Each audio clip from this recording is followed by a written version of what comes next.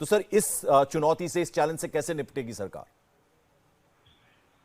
इसमें आपने दो सवाल पूछे, पहले रेमडेसिविर के बारे में, जी। दूसरे हेल्थ वर्कर्स के बारे में। अभी रेमडेसिविर एक ड्रग है जिनका एक्शन वो वायरस के जीनोम के खिलाफ लेबोरेटरी में टेस्ट किया था।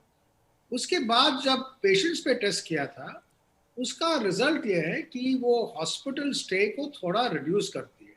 ये ऐसा ड्रग नहीं है जिससे आप कोविड से बच सकते हैं या क्योर करेगी या करेगी।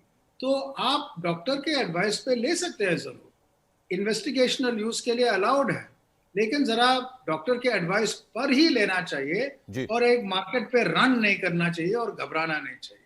ये कोई मैजिक ट्रीटमेंट नहीं है, तो इसका थोड़ा घबराहट और डिमांड कम होनी चाहिए। वो अवेलेबिलिटी भी ज्यादा होगी। सरकार ने प्राइस रिड्यूस किया है, एक्सपोर्ट कम किया, बैन किया है, और अवेलेबिलिटी ज्यादा होगी, तो उसमें तो कोई दिक्कत नहीं। दूसरी बात आपने पूछा हेल्थ वर्कर्स के बारे में।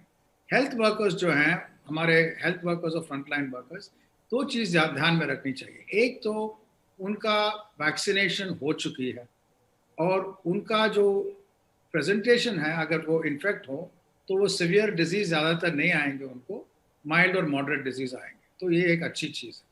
दूसरी चीज हमें ध्यान रखना चाहिए, उनके पास काफी एक्सपीरियंस है। पिछले साल में क्या हुआ, उनका थकान तो है जी। और काफी 24/7 काम तो कर रहे हैं, जी। लेकिन उनका एक्सपीरियंस भी है कि क्या क्या करना चाहिए, क्या नहीं करना चाहिए।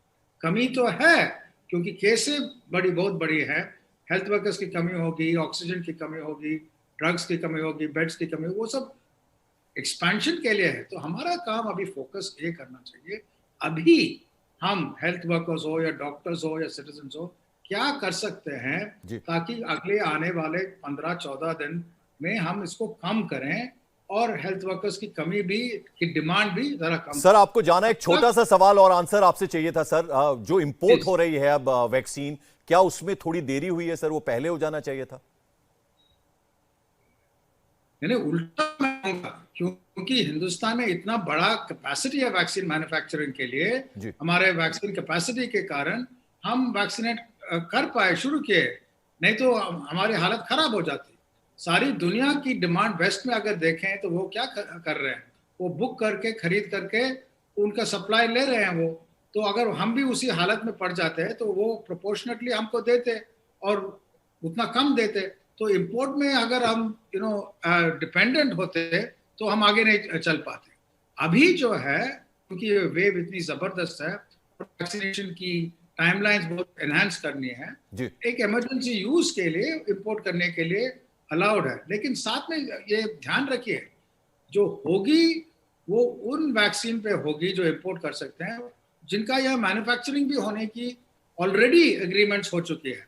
नोवोवैक्स की सीरम के साथ, नोवोवैक्स की अगर ग्लोबल अप्रूवल होती है आने वाले 10-15 दिन में, तब वो सीरम के साथ जो मैन्युफैक्चरिंग है वो जल्दी हो जाएगी।